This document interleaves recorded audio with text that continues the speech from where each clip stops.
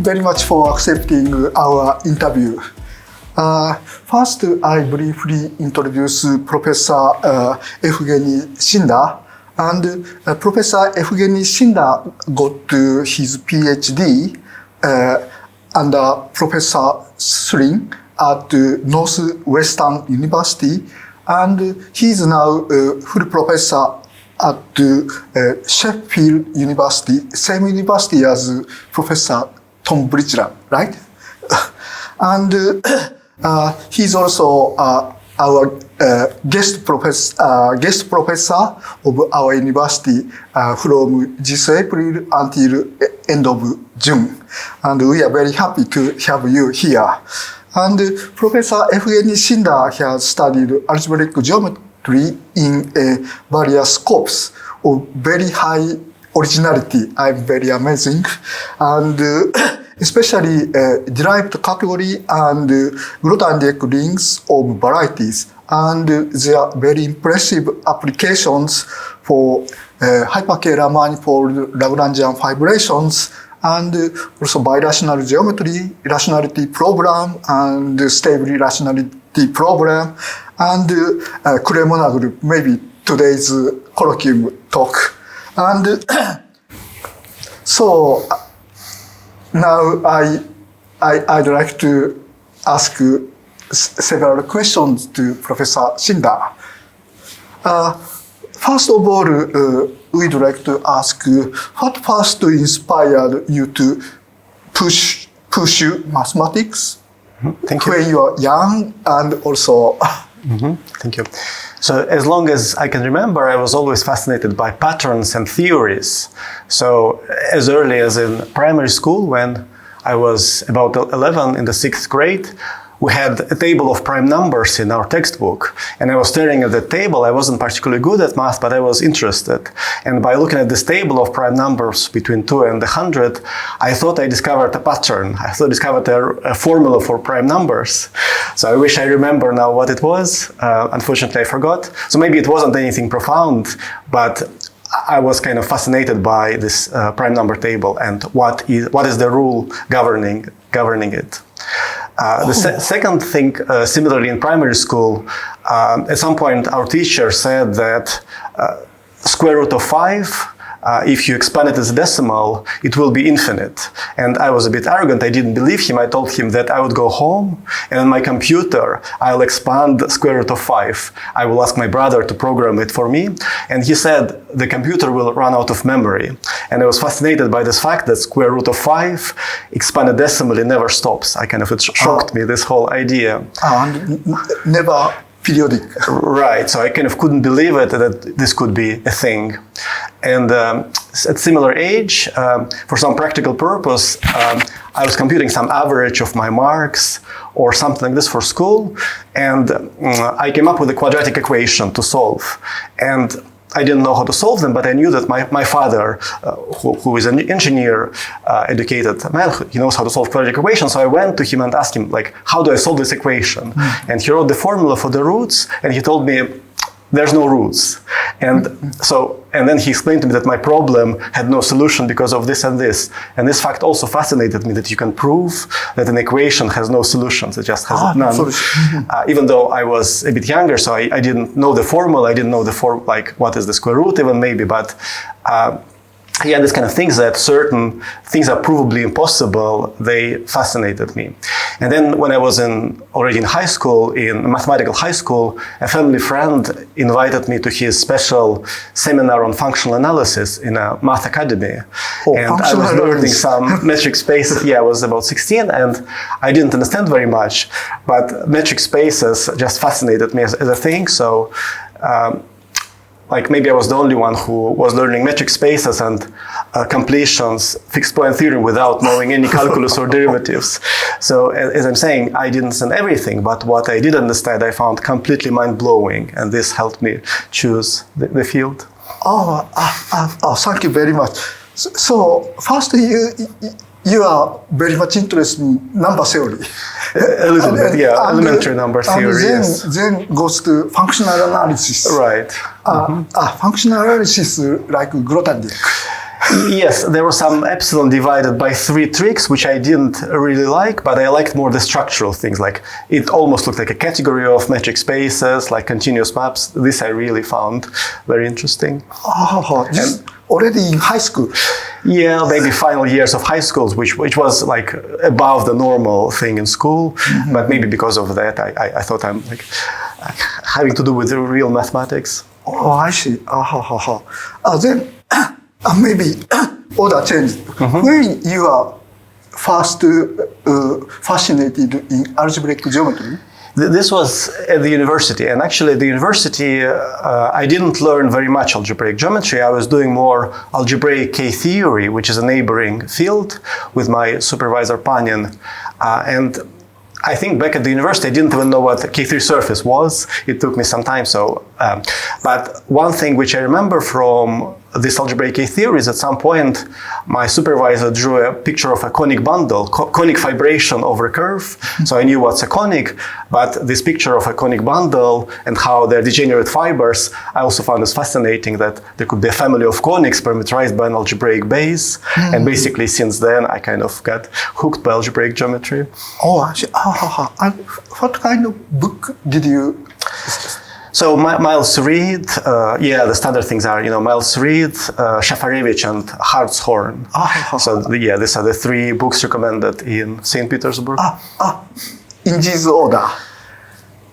Yes. This is quite healthy, looks quite healthy. Yeah, like my advisor emphasized more geometric intuition, which should come first, and then like technicality should come second.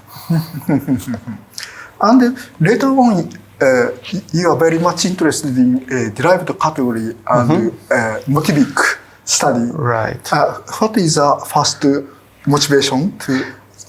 So as I mentioned, I originally started with algebraic K-theory, which at that time was a fashionable thing. So with Voevodsky's and Suslin breakthrough in Bldg conjectures and motivic cohomology. So for me, motivic methods were the natural ones. And the interesting thing was how to apply them to study algebraic geometry. So this is what I'm trying to do, to apply some abstractions from motivic world in algebraic geometry. Thank you very much. Then go back. What are you like student who high school or university or after you go to US? Mm-hmm. So high school I didn't like so much, so we had to study a lot of subjects and I didn't like most of them, but compared to that, university I really liked. So in Russia you choose a subject straight away. For example, if you choose math, you basically only do mathematics. Mm-hmm. And this really suited me well. I felt really happy that I could study one subject in a lot of details. And compared to school, which was a little bit upsetting experience, this was really, really great for me. So I liked being a student a lot. And so I was good at some things, but not so good at other things. For example, I was good at memorizing proofs. For our exams in St. Petersburg, we had to memorize everything in the course, so such as all the definitions, all the statements, and all the proofs. So you would give a random statement that you had to prove from the course. And this was something I was good at. I would enjoy my time memorizing them. So I would read a proof, I would close the book or my notes, and I would write it on a piece of paper. And sometimes I was trying to make it fun for myself, as in changing notation or trying to find some shortcuts, trying to modify the proof to make it more elegant. So so I was trying not just to memorize what I was given, but trying to improve the proofs a little bit. And this was something I was getting good at. On the other hand, problem solving was less emphasized. So all the exams were oral exams. You had to convince the professor that you know the subject by demonstrating that you know the proofs. Mm-hmm. And problem solving was less emphasized. So I was not naturally so good at this. For me, mathematics was more like a formal thing that you push through and memorize. So this is something I had to develop later, problem solving and creativity. I was a little bit of a show-off as a student, so I like showing my professors that I know things. So for example, I would ask questions in the lecture just to show that I know something. I grew up and stopped doing it at some point, but that's kind of one thing. And another thing, I liked studying at night. So if the So now, as I get older, I'm more like a morning person. I would get up early, go to bed early. But when I was a student, I would often study throughout the night and then just go to sleep in the morning or afternoon. And especially the night before the exam, I would almost always in the summer sit through the night memorizing the proofs. It was very nice and quiet and relaxing. I liked this a lot. By the way, then school start when? So maybe exam would be like at 10 in the morning, and I wouldn't sleep. And then after the exam, I would come home, go to sleep. And my parents didn't mind, so they saw that I found something which works for me. They were a bit surprised, but I was having good marks, and they didn't mind my strange study skills. I just remember that Professor Kodaira, he wrote his book, essay. He also says that he tried to write down theorem and close book and try to write proof several times. So you're very close. And Kodaira's proofs are very elegant, of course. Kodaira's proofs. In his essay, and he also finds some another proof or changing chapter as he would like, and he wrote down his study in this way. So very close. Yeah, for me, this restructuring is one of the enjoying aspects. Find the best structure for a certain result is something I enjoy a lot. Thank you very much. This is in your university? Yes. How about when you write PhD and start research? So yeah, I think at every change of stages between like undergraduate and PhD to postdoc, postdoc to a job, there's a difficult transition. And I think many people feel that they're very good and successful as a student, but PhD requires different skill sets, such as this problem solving. So this is something which wasn't so easy. But I also enjoyed it. I enjoyed learning different kind of maths, trying to connect things. But yeah, and one thing I was trying to work on is to get better ideas. Like, I was aware that in mathematics we have to come up with new ideas, but it's very hard to do so. But you are very good. But in PhD specifically, the ideas were not so good, and only like when I was a postdoc or even a bit later, I started having ideas that I think are okay. So I think generally, yeah, not everyone can come up with good ideas straight away. So sometimes it takes time to develop this creativity, and it's also okay. I understand. And concerning this, I'd like to ask you, maybe today's talk, how did you notice the multiplic study can be applied to Cremona group? I'm very impressed and surprised. So the original motivation was slightly different. So original motivation was more about understanding the Grothendieck and some motivic things. However, I like attending talks on algebraic geometry of all kinds, and that Cremona questions I learned from people around Vanya Chiltsov. So Chiltsov organizes birational geometry conferences, and he often invites me. And I'm often interested in what they do, even when I don't do the same thing initially.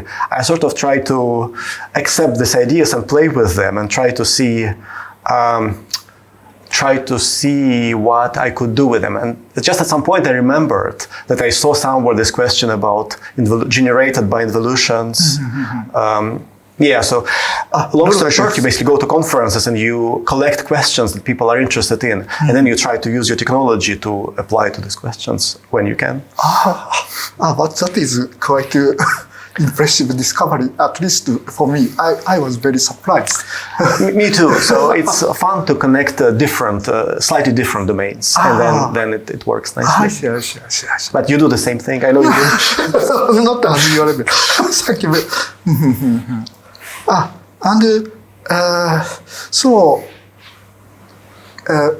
Probably I also ask you, do you have some advice for younger generation who are interested in mathematics and who want to study mathematics or research mathematics?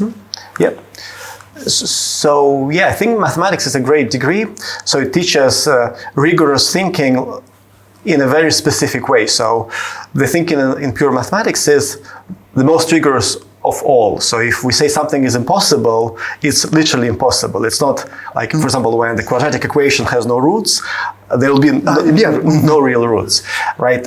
Compared to the other fields, which maybe usually, or something in math, it's very rigorous, strict thinking set of skills, which everyone can acquire, and then they will be applicable in a wide range of professions. So I think it's a great degree to have. And then, maybe I'll say some words about balance and flexibility. So in mathematics, like one thing is about careers. So one doesn't have to decide very early whether one does research mathematics or maybe does something else with mathematics outside of the university. And it kind of works both ways. So if the student think maybe they're not so good, just by wanting to do the subject and spending time on it, one naturally becomes better. So one doesn't have to think, I'm not good enough for mathematics because there are people better. So always, if you spend time on something, you become better at it, and then it can work out. And conversely, if you are good in mathematics, you don't have to limit your options by doing only research. It's much better to have other options to consider for careers, because as you progress in this research, certain things, it gets more competitive or harder or just stressful. So it's better to know that there are other jobs you can do. So maybe learning programming, doing an internship, just having escape routes. If research doesn't work out, it would be helpful, would be useful. That's about careers. Maybe more generally about balance and flexibility. So there are places to find this in mathematics. For example, a good, as we discussed, like a good problem or a good paper, it has some interplay between a good idea and enough technical details. Mm-hmm. So, and I think this balance is something important to look for in research mathematics between ideas and technicalities. So paper with too much technicalities but without new ideas is a bit boring. And conversely, paper with an idea but without interesting applications or worked out details is also kind of a bit empty. So this balance between ideas and technicality is something one can work on in research mathematics. Maybe one last thing is, in mathematics we develop very specific ways of thinking, namely, our brain gets very developed, but maybe our creative side, to get this balance, we need to develop differently. So it's kind of doing things outside of mathematics, like maybe opposite to mathematics, any kind of something to do with physical activities or emotional things. So, for example, I'm very fond of Japanese martial arts, so Aikido. So it's something which, everything to do with physical activity or other such things like emotional activity helps you develop creativity, your creative side, or maybe karaoke singing as well. So, and which will help you relax, understand yourself, and eventually also become better mathematician. I see. So Aikido help you very much? I think so. It helps me become more relaxed and more creative, yes. So if some younger student wonder if he want to go to mathematics or other area, how do you recommend? So I think it's less about the careers. Maybe often nowadays it's economic driven or career driven, but a safer option is choose what you're passionate about. So if you're passionate about mathematics and formulas and patterns, you do mathematics. If you're passionate about history or politics, you do that. So I think it's just a safer and easier option than thinking about economics or jobs. So you just choose what you really like doing, and then you naturally find some kind of career in that domain. Thank you very much for nice interview. And thank you. This is last but not least. I'd like to announce that Professor Evgeny Shinder get the London Math Society Whitehead Prize last year. This is mathematics. Hi. You are, and you stay in Japan until the end of June. So please also discuss with me and also other people. Your discussion will be very inspiring, I'm sure. It is my pleasure to be in Japan. Thank you very much. And also thank you very much today's colloquium talk. I'm very much looking forward to hear. Thank you. Thank you very much.